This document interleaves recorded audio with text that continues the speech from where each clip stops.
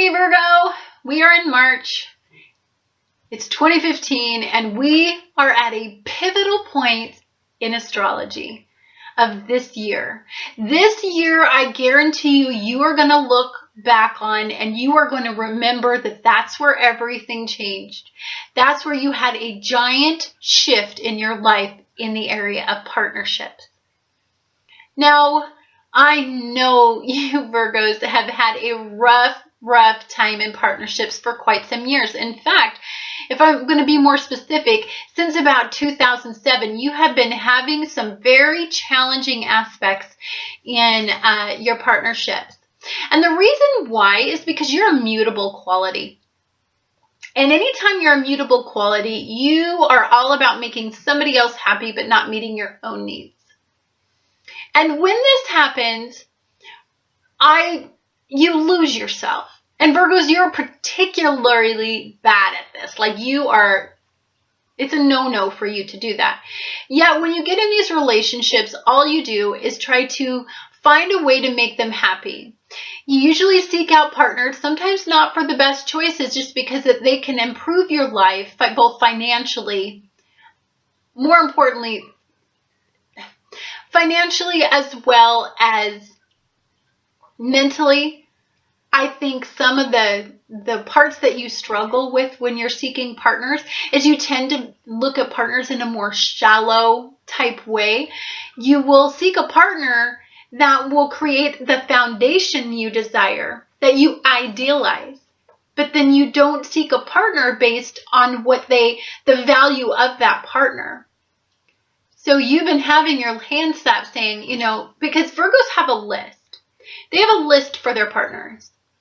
Their partners must look good, dress good. They must make XYZ money. Their list is long because they have to have this list or they will critically annihilate who they're with. And they'll push them in the direction to becoming their list. But their list is their list, and it's in every Virgo I've ever known. A lot of times, they'll settle for a love connection because that partner meets everything on that list. And so what they're not getting out of their partnerships and what they've been getting taught by the universe since about 2007 is cut your list. Because what's the most important thing is love. And that love should be on that list. Now you base love off of that list. If they have all these things, it equates love. Then you can respect your partner. Then you can eventually fall in love with that partner. But love is the actual first thing on that list. So to my Virgos out there, I want you to understand you're doing it wrong. It's not love comes after the list. It's love comes before the list. And you've been getting some harsh lessons because partners have been coming into your life that meet your list, that meet everything on your list, but they're so not good for you.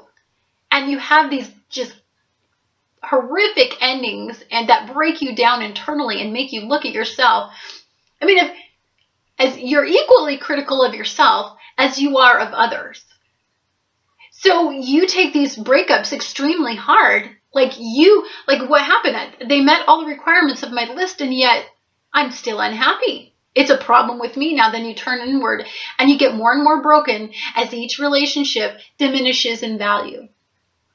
And you wonder what you're doing wrong because nobody analyzes what to do right more than a Virgo. So you don't get it. And that's what you've been being taught. Universe doesn't want to see you struggle like that. God doesn't want to see you struggle like that. They want to see you happy and flourishing and your sun shining. And you're not shining right now because you're too busy trying to regenerate yourself after the next torrential, ridiculous relationship that you were in. And you're wondering, if you can't fix this part of your life, how can you even begin to fix anything else? If you can't even build your own foundation. So this is what these Pluto Uranus squares have been trying to teach you. Well, guess what, Virgos? We're at the end of those Pluto Uranus squares. You've been giving all the material. The universe laid it all out for you, just like you organized little Virgos like. You've had lots of lessons. And I know that you've done the data analysis on each one of these lessons. I know that you know you're the problem. I know this by now. And I know that you know this. But what are you going to do about it? Now, there's nobody better to take on the challenge of self-exploration than you. You want this to change. You don't have to be motivated to change. That's not who Virgo is. Virgos want to change. Virgos are the epitome of change. And they will do that. You will do this well. You will achieve success and you will achieve a partnership. And this month, it is a big focus. Take notes. Really, really sit down. You're in the advanced class now. And so take notes from the universe because it's your focus. If this is an area of your life that you feel that is truly disappointing to you, you're going to get some advanced knowledge in this area. And this may hold the key to the happiness that you're seeking in partnerships. So for you, Virgos, we have a couple astrological events I'm going to start out with. One is the Pluto Uranus Square. That's going to be on March 16th, and that's going to be in your 6th house. Now, this is about balance. You don't balance very well, Virgos. Although your whole purpose in life is to achieve balance, to achieve say if nobody understands that if you want to have an ideal body, you must first take in XYZ calories, and then you must next exercise to take care of the calories that you took in. Nobody gets this better than you. It is a balance-seeking behavior, and you're good at it. Your lists suck, but you're good at that part of it. So you have a key component. And so the problem with this balance is if your list is wrong in partnerships,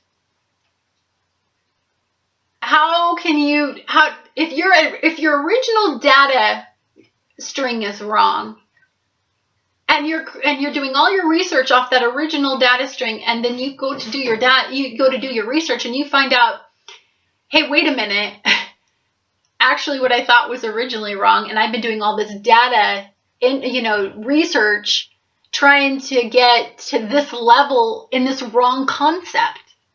That's the Pluto Uranus Square. That's what it's going to hit on with you. Your lists have been wrong. Your original data has been wrong. Pluto Uranus has given you continuous demonstrations of where you are wrong. It is now time to calculate all of that data and create a new process. And nobody does this better than you. Okay? Because that's what's going to get your sun to shine. Then we have a solar eclipse. This is going to be in a new moon in Pisces at 29 degrees in your 8th house. Now, your 8th house is the house of sex. So as you can see, this is a big month for partnerships, sex, and mental well-being. This is all playing a role. I want you to see the big picture, and I know you can do this. I really don't need to lay it out to you because you're not stupid. You get it better than anybody.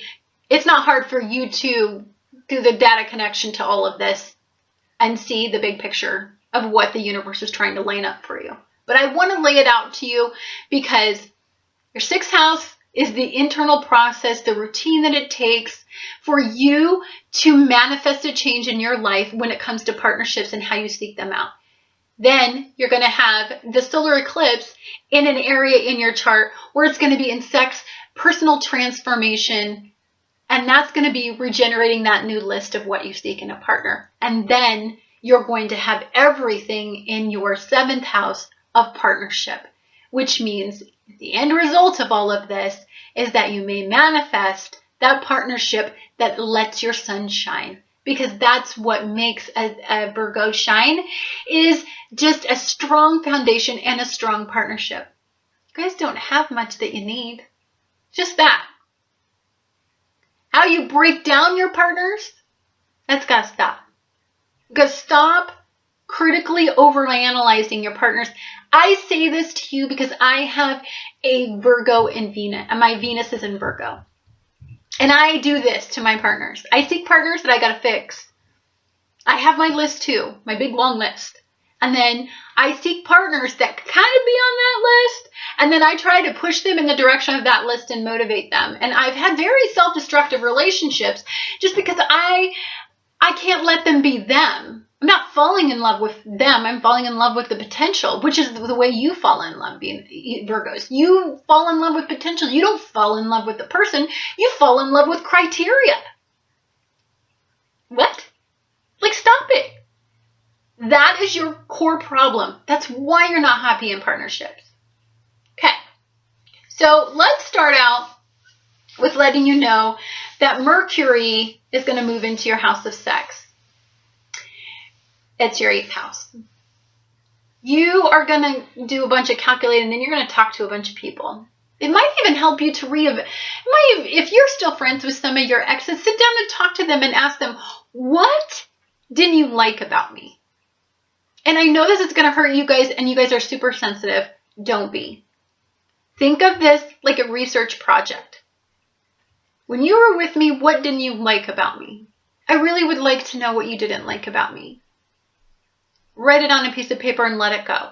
You're collecting data right now. You're not getting caught up in your past relationship. We're out of that energy. Mercury's done being in a retrograde. Plus, we're going to have some Venus retrograde in there. We're going to look back at past relationships. Don't worry about it. But for right now, do your data collection if you're friends with them. If you weren't so critical of them, you just drove them off. And Venus and Mars moves into your 7th house. You're going to be beamingly attractive. You're going to be a sex pot on wheels to partners. Most people are getting this energy in friendships. You are getting it in actual partners, potential partners. If you've been doing your homework, and if you've been doing the work, and if you're continuing to do your work this month, you can attract people, but not based on that old list, the bad list, the list of completely things, not based on what you can't get from your partner. It's going to be based on what your partner currently has. You can attract that if you have done your homework. If you haven't, Pluto Uranus is going to come in there and kick your butt, and then the eclipse is going to eclipse out something that's blocking you. So you might have a volatile month. You might have a very stressful month because you don't want to let go of your processes. That's a really bad habit of a Virgo. They get regimented and they get stuck in their routines and they don't want to let them go. And so you have to stop that. Because come on, man. Virgos, that's not life.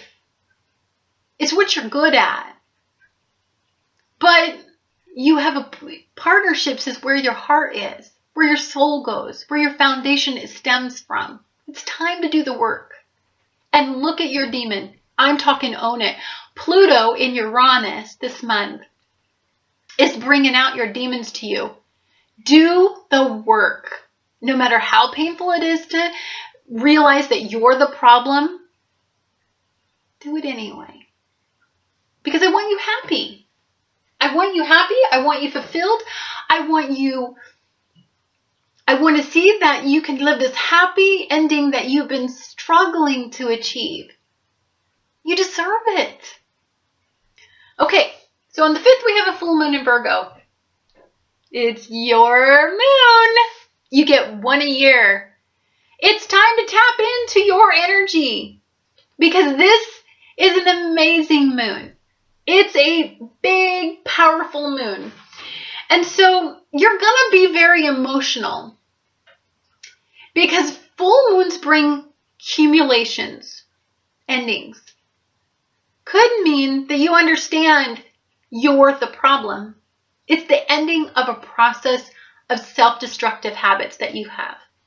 It's the ending of an energy that doesn't allow you to flourish emotionally. You are having something block your emotional potential. What is it?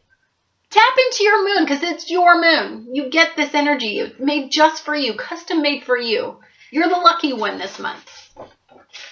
Okay.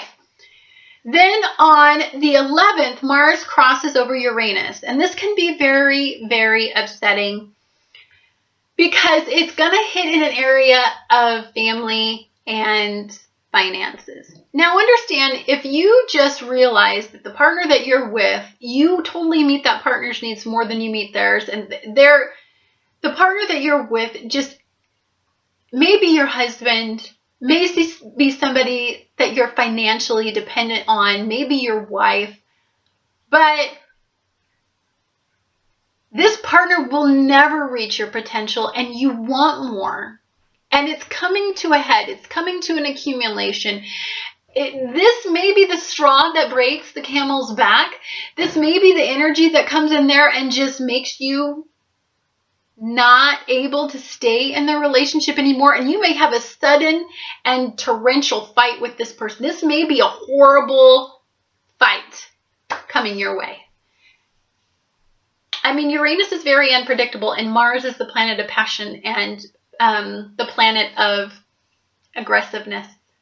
There's a lot of unstable and aggressive energy on this day. It's on the 11th. Avoid it.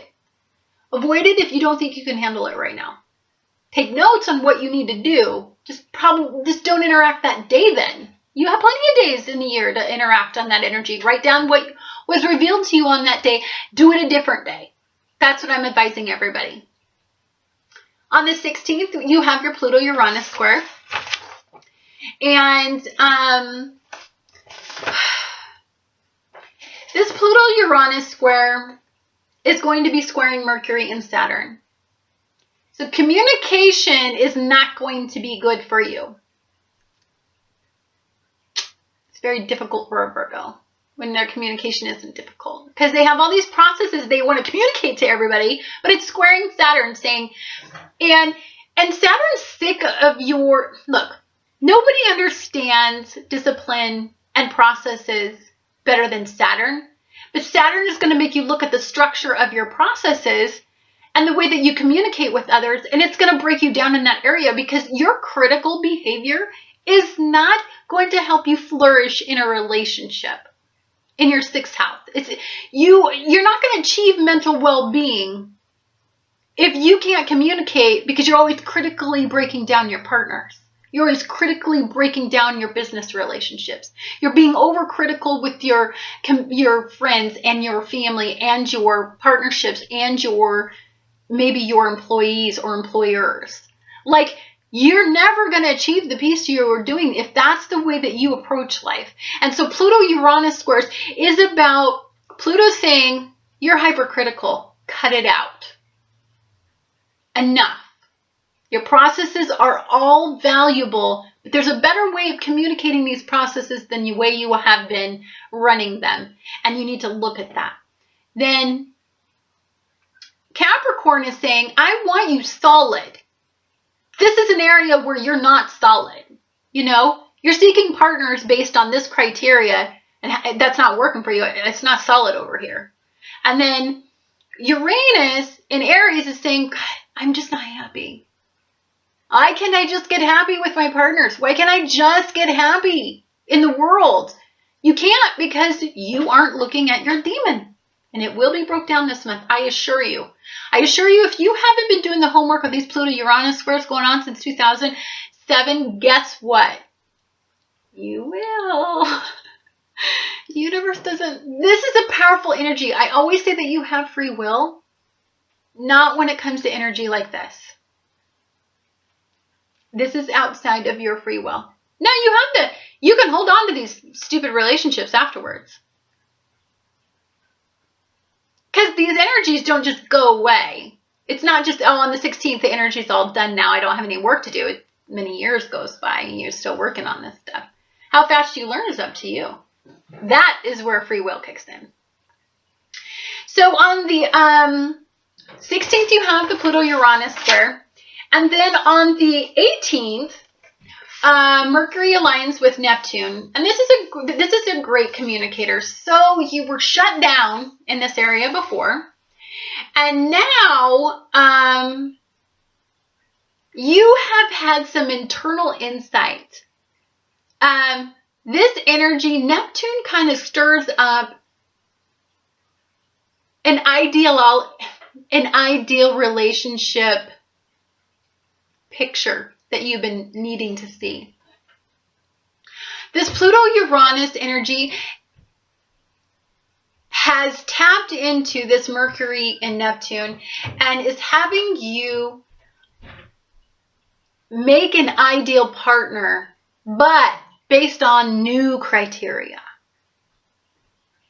And when you go to dream at night on the 18th, when you fantasize maybe during that day, you may just have a revelation in a partnership that, you know, in an aspect where you hadn't really thought of. Maybe this could attract you. Maybe maybe I can meet somebody doing this and this is, or maybe I could do some internal work with me and this will attract my great partner. Now understand, anytime Neptune's in there too, there's the possibility for a delusional influence.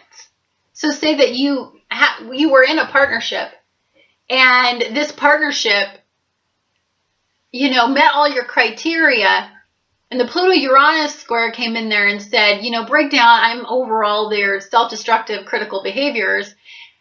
This is the partner you saw? Like, really? And then you're going to look at your partner and you're going to go, your rose-colored glasses are going to come off and you're going to be like, oh, that's what's been going on in my life. That's why I'm not happy. And then on the 20th, that person that you may be in the relationship with may be eclipsed out so that your sun could shine, so that all your homework could be done, so that you could seek the partner that makes you happy for the rest of your life the way a Virgo wants to. And that's coming in on the 20th. Now, this solar eclipse is a new moon in Pisces at 29 degrees. So this is a new beginning. Because you're right, it's 29 degrees, 0 degrees. So this is a cumulative energy, Xing out old ways, bringing in a new beginning, something that allows your ability to shine. This is bringing forth something that is just going to allow you to just blossom like a flower. You've been planting the seeds since about 2007. Now it's time for the flower to grow. But if you are stubborn and not letting go of things, Virgo, because they meet your criteria, or you think they have the potential criteria, you're stuck. And that's what it's going to eclipse out. It's a big month. I've talked about a lot. I'm so sorry, but it's just such a big month. I didn't know how to say it any other way. But I do wish you well. This is a fabulous month for you. Harness this energy and go with it, because you can make changes in your life that make you have the happy ending that you deserve, Virgos. Okay? So just do it.